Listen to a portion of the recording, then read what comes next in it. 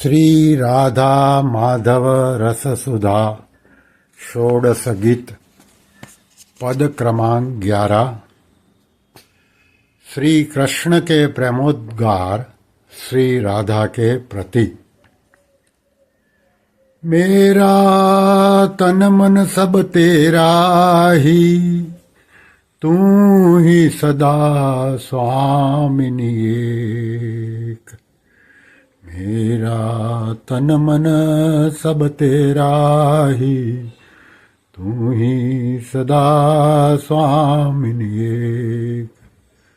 अन्यों का उपभोग्य न भोगता है कदापि, यह सच्ची टेक।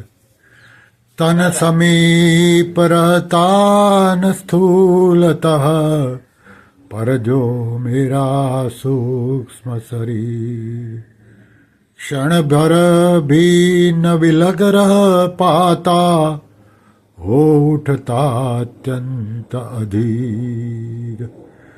रहता सदा जुड़ा तुझसे ही, अतः बसा तेरे पद प्रांत। तू ही उसकी एकमात्र जीवन की जीवन है निर्भांत। हुआ न होगा अन्य किसी का, उस पर कभी तनिक अधिकार। नहीं किसी को सुख देगा, लेगा न किसी से किसी प्रकार। यदि वह कभी किसी से किंचित दिखता करता पाता प्यार, वह सब तेरे ही रस का बस है केवल पवित्र विस्तार।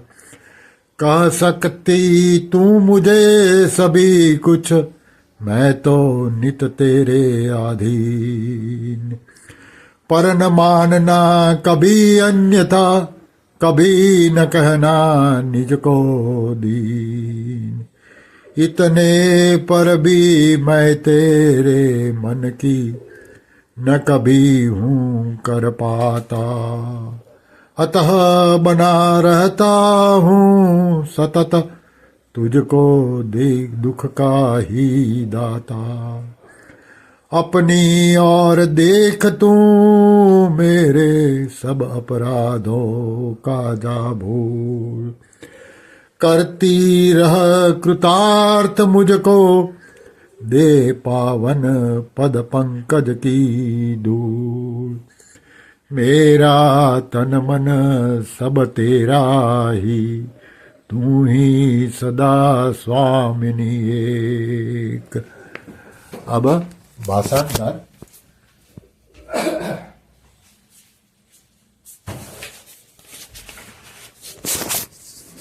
अहो प्राण प्यारी, मेरा शरीर और मन सब तेरा ही है।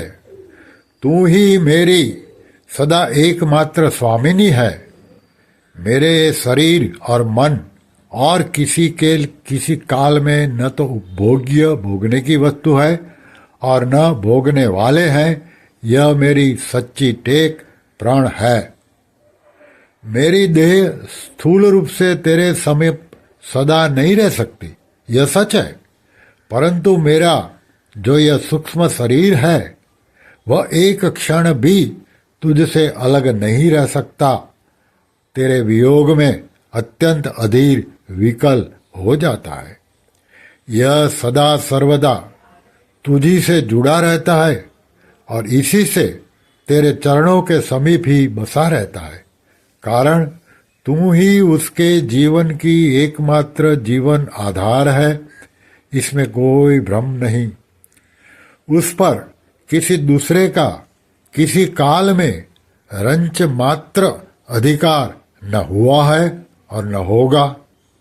न तो उसके द्वारा किसी को सुख मिलने का और न उसको किसी से किसी प्रकार का सुख मिल सकता है।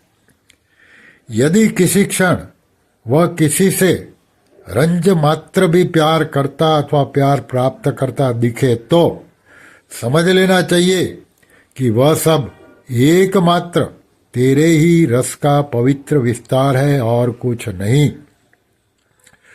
तू मुझको यथारूप सब कुछ जो चाहे सो कह सकती है। मैं तो सदा तेरे अधीन हूं, परंतु मेरी इस बात को कभी अन्यथा मत मानना और न अपने को किसी क्षण दीन कहना। इतने पर भी मैं तेरे मन की कभी नहीं कर पाता। इसी से मैं सदा तेरे लिए दुख का ही कारण बना रहता हूं। परंतु मेरी तो तुझसे यह विनती है कि तू अपनी ओर देखकर मेरे समस्त अपराधों को भूल जा और मुझको अपने चरण कमलों में पावन धूल देकर कृतार्थ निहाल करती रहे।